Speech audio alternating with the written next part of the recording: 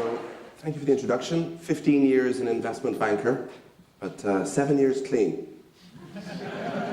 If you take the stitches out, you can still see the forked tongue. It was just the usual stuff, you know, LIBOR manipulation, mis-selling pensions, nothing special. So 15 years in banking and 7 years in international commodity markets. If it teaches you anything, if it makes you anything, it makes you a financial realist. The profit objectives and the objective orientation that you might ascribe to the banking community, it's exactly the same in the international commodity markets, the same sorts of people. And as we go on to discuss energy and climate change, it's important for you to understand what type of incumbent people that you're dealing with in the international commodity markets, because it's their behaviors you're possibly going to be looking to change. So, you know, a relatively low bar is to deal with people how you'd like to be dealt with yourself. But if you want to get the most effective results, you need to deal with people in the manner in which they want to be dealt with. I'm a markets guy, and if a hammer sees every problem as a nail, I see every problem as having a market solution. So that's my foible, just putting that on the table now. Yesterday, one of the speakers mentioned that you needed to be bilingual, you needed to speak both politics and science. And I get that. But unless any solution is grounded in economics, it has no chance of success. So my presentation will be about that economics. A lady from the European Forestry Institute yesterday here asked a question. And the question was, if there was one single thing that we could enact that would have the greatest benefit in climate change, what would it be? And I have reformulated my entire talk to try and answer that question. I learned a lot yesterday. I saw optimism really in every talk, even in Jennifer McElwain's talk, the self-described doom monger. In fact, I would say her talk was possibly the most optimistic. Why? Well, she gave us an out. She commented that marine birds are somewhat unaffected by climate change. Well, this is great. So if all else fails, we can eat them. I'll have a seagull sandwich and 2 swan wraps, please. Okay. Row up to the first window. That's a sea level joke. So, what to focus on? I find a lot of the discourse in the media about climate change and energy completely useless. Just so heavily laden with sentimentality that it just clutters my mind. It's just pure noise. If energy and climate change are one of the very few things that I've actually taken the step to try and go and do something about, then I, like you, want to have my time and my efforts lead to success. I'm not in this to lose. So what is important? What is material? And then also, what is not material, which is often harder to work out?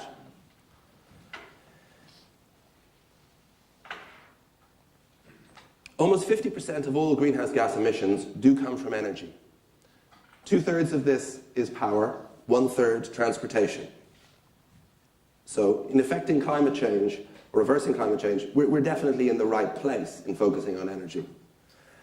Now, I define the challenge for us as it pertains, within energy as it pertains to climate change, is to reduce emissions in a fashion that doesn't hamper growth at all. Now, I'm aware this is a big ask, but we should not set ourselves a lesser task. And I want to highlight the single one thing that I believe can affect this more than anything else. Who should we look to? Who are the actors in the space? And will change be natural? Will it be voluntary? Will it be compelled by law? Or the worst case scenario, it'll be compelled because we acted too late. Thus far, government is where most heads turn. Most suggestions, if not nearly all, involve governments compelling certain behaviors, criminalizing other behaviors. And I understand why people turn to government. This is a seriously big problem. And make no mistake, we are in an era of big government. Progressive politicians rule the roost. My favorite definition of a progressive politician is a politician who wants you to be able to make any choice you want from a list of choices they have prepared for you. Now, in their 2012 energy review, Greenpeace, which is not a group that I naturally affiliate with at all, and so I often use them as a counterbalance for what I'm thinking. They list 8 objectives for changes in the energy mix. All 8 are for the government to either do something or to stop do something. Government is the main focus for climate change. Now, I loved Palo Alto Pat's joke from the taxi driver yesterday about politics. Absolutely loved it. Hadn't heard it before. And I have another one. So, a politician goes into the party leader's office and says, "I'm resigning. I'm quitting politics." The party leader says, "Oh, what are you going to go and do?" "I'm joining the circus." "Joining the circus? Why are you joining the circus?" "If I have to work with clowns, I want them to be professional clowns." So, joking aside, how effective can government be in impacting change in energy for reversing climate change? How well trusted is government to do the right thing in this space? That's a busy slide. So this poll was taken in early October in the United States, and it shows that 8% of those polled approve of the job the US Congress is doing. 8% is remarkably low. And there are plenty of other surveys which have slightly higher numbers, but being Irish, I picked the funniest survey. So as you'll see, witches poll higher than the US Congress. Witches. Now, I know what you're going to say. This poll was early October. Witches have a seasonal bump. Okay, it doesn't count. But hemorrhoids? Cockroaches also polled higher, as did the rock band Nickelback, who I actually quite like. The only things that polled lower were gonorrhea and Ebola. Earlier this year, I was at a presentation given by the former governor of Michigan, Jennifer Granholm. And in it, she was talking about climate change, and she was talking about jobs in America. 2 huge issues in the United States. And she was explaining a plan to try and tackle both, together. Well, that in itself isn't new, right? We've heard that from quite a few people. But her plan was for the private sector to completely bypass federal government. And for private sector capital to act alone in concert with local and state authorities for all the permissioning required. Okay, to completely bypass federal government. And Jennifer Granholm is not an outsider. She's a 2-time Democrat governor of Michigan. Before that, she was an attorney general of Michigan. She was part of President Obama's first transition team. She's not an outsider at all. So, do you think maybe this is just America, Americans, and their funny democracy? Let's look at Europe. European Commission's Eurobarometer survey from last spring. 25% of Europeans tend to trust their natural government. Tend to trust. That's not a high bar. I tend to trust complete strangers. I have a higher level of trust for folks on eBay who I have never met and never will meet. The whole collaborative consumption concept that we heard about yesterday from Sean rests on the fact that people will pretty easily trust each other. This is bad news for climate change. Why? Because it leads us to possibly concluding that Western governments do not command sufficient respect to get anything done on faith. That's really quite dangerous for climate change. Okay, well, if not government, who? Mass public protest. How many Philippine tornadoes or Hurricane Katrinas are people willing to watch on television before they just say, that is enough? Well, it seems like quite a lot more. Seems the scope for people is to take quite a lot more of that.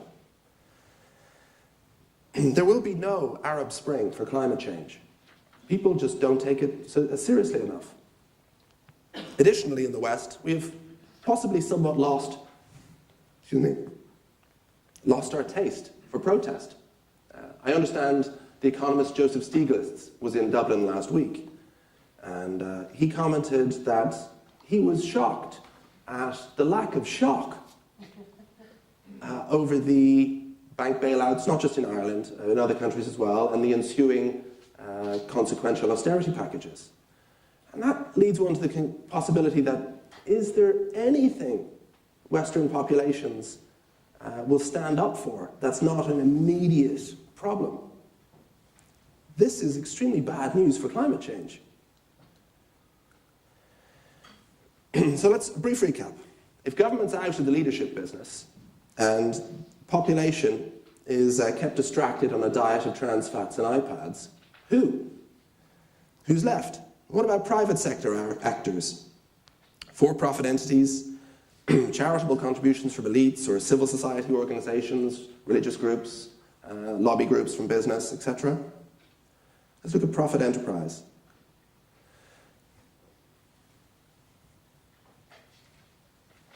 This graph shows clean tech venture investing. The private sector has put about $7.5 billion per year for the last 5 years into the clean tech startup R&D sector. Clean tech is a catch-all phrase for renewable energy, water technologies, waste technologies, and agricultural food sciences. The exact things that the Earth Institute is investigating. Renewable energy takes about 70% of the capital, year in, year out. Venture funding is startup capital, R&D, the highest risk, and this is a lot of it. Between 2001 and 2014, if you pool up all the capital that's been invested and make it all in constant dollars, this is enough to fund the Norden bombsight project, the Manhattan project, the B-29 Superfortress project, all combined. And I understand these were the 3 most expensive technology projects of World War II. This is a ton of capital. And get this, so far, it's mostly been in vain. The investments in the sector have mostly failed. Last spring, there was a point where there was only one initial public offering, so one private startup company that had gone public that was above the price at which it went public. Just one. And it was mentioned a couple of times yesterday, Tesla Motors, the electric car company. Great cars, drive really well. There have been, I think the Model S will have 22,000 sales so far in 2013. But to put it in context, the US auto industry expects to sell 15.5 million cars in the United States this year. So, to me, what do I know? But to me, Tesla's $17 billion valuation seems somewhat stretched. But anyway, Vantage Point Capital Partners was one of the original investors in Tesla and made a ton of money out of the IPO. What happened to that money? A lot of it got reinvested in other projects. They're a heavy investor in Bright Source Energy. Bright Source Energy are developing and it's soon to go live, I hope, on a huge solar thermal electricity generation facility in California. Fantastic project. But it also helped Vantage Point plug holes from bankruptcies and wind-downs. A123 Systems, breathtaking battery technology, failure. MiSola, thin film solar cells, nope. Better Place. A Better Place was supposed to be the company that was going to provide all the recharge points and the battery exchange points for all the EVs. Nope. So the investments in the sector thus far haven't been particularly successful. And yet, the private sector is still putting more and more capital into it. Still believes. 2 weeks ago, Bill Gates and Vinod Khosla both invested in a company called Cure. Cure is a leading cellulosic ethanol producer. in the United States. The private sector has tremendous appetite for investment, sees tremendous appetite or potential for profit in this sector. The internet oligarchs, executives from the four horsemen of the internet, Google, Apple, Amazon, Facebook. Many of them are heavily involved in investing and also potentially charitable contributions or facilitation in the sector. What else? Local government. Local government has a definite and big role in any energy solutions to climate change. Two general parts. First is going to be last mile permissioning. Any solution is going to require last mile permissioning, whether it's allowing charge points to be put in, allowing high occupancy vehicle routes and so on, and then also the kinds of things that Palo Alto Pat talked about, reaching out and analysing the municipalities and the city's energy use. So yeah, local government really does have a big role. So who? Really, it's going to be all of the above. And Tolstoy's Anna Karenina principle, as it pertains to business, is going to apply. Now, that principle is that all successes are alike and all failures are unique. All successes are alike because everything has to work for it to be a success. A failure in every part, or a disaffection in any group, or opposition from any group can cause failure. So that's the who, but I have to say I promised the what. So I have to deliver on the promise. What will be the factor that allows us meet the task I set? Lowering greenhouse gas emissions without any reduction in growth. I've highlighted the tough part there, without negative impact on development. Why do I put that in? Because I think you've seen from the population polling, the population is just not ready for a dip in development, a dip in growth to solve climate change as an issue. Not ready for that. So there's no point in trying something that you know is never going to work. So is there a correlation between economic development and energy use? Now, I'm a bit colorblind, so I can see the red one, and we'll just call the other one the other one. The red line, GDP per capita in China. It's the right-hand vertical axis. GDP is now up to $6,200 per head. Energy use expressed in kilograms of oil equivalent per capita, up to 2,100 tons per head. And a correlation, or an R squared, on the two sets of 0.93. So that looks pretty correlated. Let's look at India. India, soon to be the most populous nation on Earth, 0.887. Yeah, that's still pretty highly correlated. And that depiction is much more disturbing than the Chinese one. When I tell you that this isn't the disturbing part. GDP per capita in the United States is $50,000. Go USA. But energy consumption per capita is about 7,000 tons. So India is at 600. So that's a 12-fold increase if India were to copy the United States in their energy consumption. That's very disturbing. Especially, as I've said, you're not going to be able to get people to choose less development. So what about the USA itself?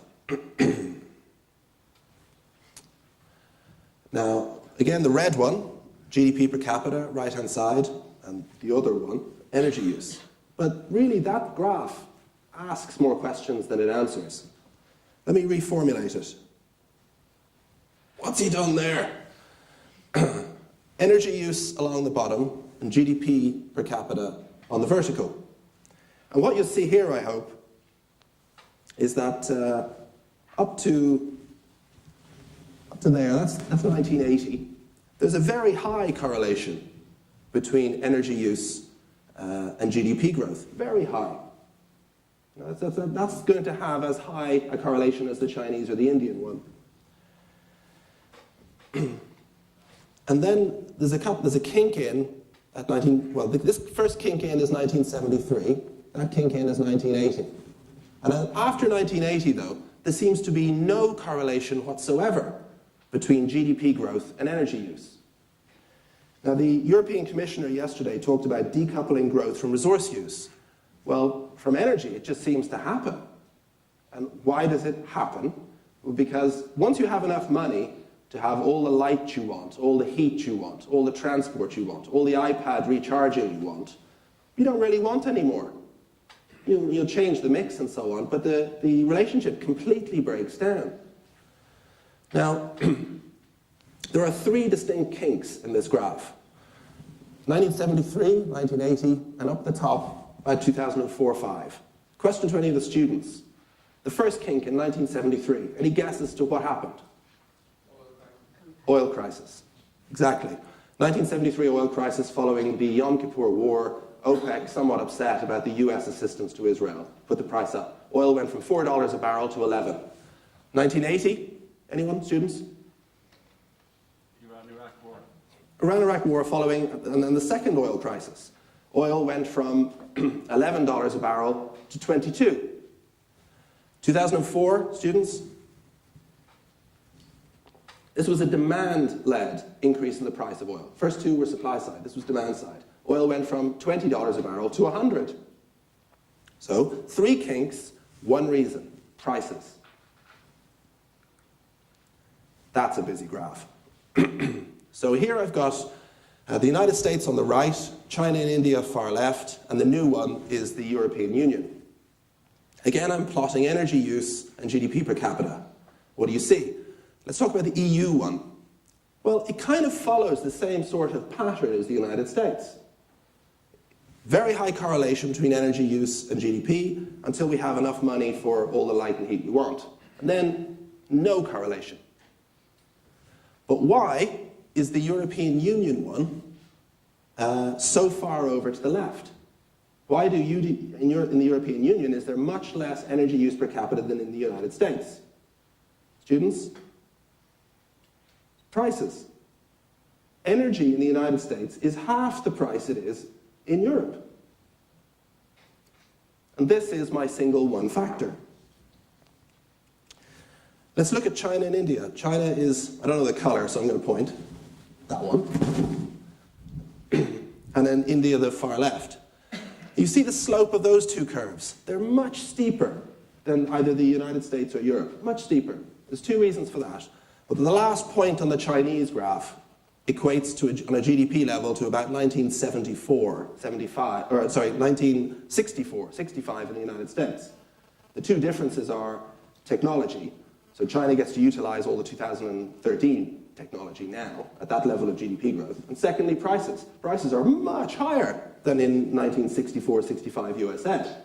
So you couldn't possibly grow and develop your economy in the way the USA did in 65 because energy prices are just so much higher. So these graphs are kinking up earlier. And our goal is to get, if you plotted every country, is to get them up as high as possible, because we want everyone to be rich, right? As far left as possible, because we don't want everyone to use too much resource. That's the goal. And how do you do that? Prices and technology? Well, really, it's just prices. The higher the prices go, the more incentive there is for the technology.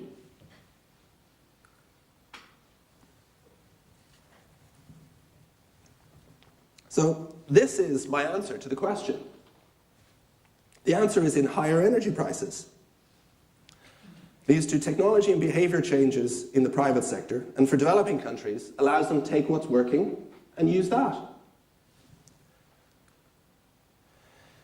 Now, what is this going to mean for developing nations, or for developed countries?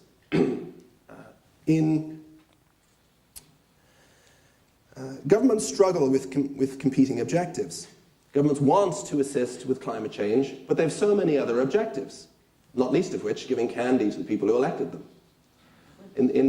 There are $500 billion a year of consumption subsidies in energy. $500 billion a year in consumption subsidies, plus producer subsidies. What do these subsidies do to the energy price? Push it down, suppress it. What does the suppressed price of energy do to consumption? Pushes it up.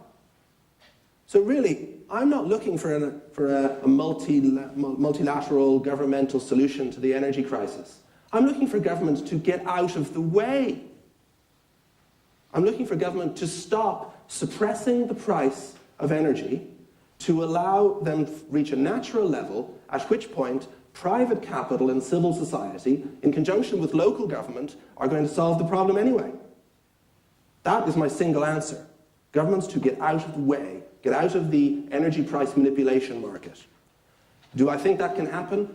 Absolutely not. To suggest so would involve a ludicrous optimism. So what I do think can happen, though, is government in the West certainly can increase taxation to the point where it offsets. I don't think they can stop the consumption subsidies or materially, or stop the production subsidies. Too strong a links. That relationship of candy handing out has been going on too long. But they could increase taxation to offset it. That can happen. And what do progressive governments like doing? Increasing taxation. So as a society, we need to facilitate government doing what they like to do, which is put taxes up. Now, government is extremely effective at assisting people achieve their own objectives, but extremely ineffective in fostering objectives on people. Like, for example, the war on drugs. 40 years in. How's that going for anybody? Not so well. Still don't believe me? I'm just going to finish up here. That is the venture funding, which is the not red one, that we saw earlier. And I put on crude oil futures, the crude oil prices. Now, venture funding gets agreed, say, maybe a year in advance. Okay, so if you want to make those graphs make more sense, you need to move one of the series over by a year. When you do that, what do you think? Well, they overlay each other. And if you move them over by a year, the R-squared goes to about 0.85. So the private sector is willing to invest very heavily in renewable energies as long as the energy price is high. And the higher the energy price, the more the investment. So to conclude, government has competing goals. No significant population sees climate change as pressing. And any suggestion to a developing nation to cut its emissions growth is a request to either cut its population or cut its economic development. And higher energy prices will lead to reduced emissions and improved technologies. Thank you very much.